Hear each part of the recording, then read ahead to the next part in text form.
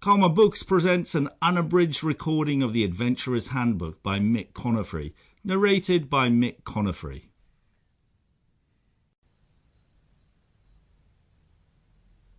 Chapter 1. Getting Started.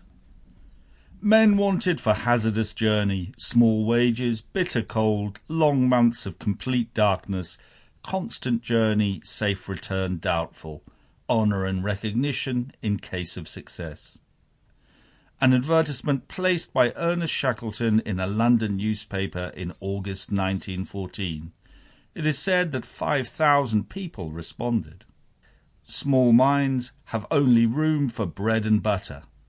Roald Amundsen on being asked why he went to the South Pole. What makes an explorer? Explorers come in all shapes and sizes, literally and metaphorically. Henry Morton Stanley was small and stocky. Fridtjof Nansen was tall and thin. Fanny Bullock Workman was round and tubby. The American explorer Robert Peary advised in his book The Secrets of Polar Travel that the ideal Arctic explorer should weigh 2 to 2.5 pounds for every inch of height, and warned that tall men were a liability. They ate too much, needed too much clothing, and took up too much space in a tent. He also added that whenever possible, he had selected blondes for his expedition, ignoring the fact that on all his Arctic trips he had been accompanied by an African manservant, Matthew Henson. Obviously Henson wasn't in on the secret. It's equally hard to pin down the archetypal explorer. Some have been tyrants, other team players. Some were solitary, others gregarious. Reading through the biographies of 19th and 20th century explorers, it's hard to find many common threads. On the contrary, it's striking just how diverse their backgrounds were.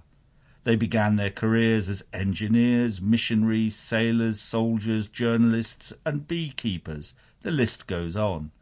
Quite a lot came from the military, for the obvious reason that the armed forces were keen on exploration.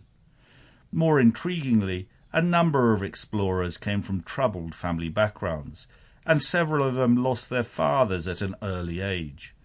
Almost all the polar explorers were men. Female explorers seemed to be more interested in Africa and the Middle East. Many were motivated by the desire for fame. At the age of 17, Edward Whymper, the Victorian mountaineer, confided to his diary that he was hoping to become the great person of my day. And on the other side of the Atlantic, at the age of 29, a desk... Sample complete. Ready to continue?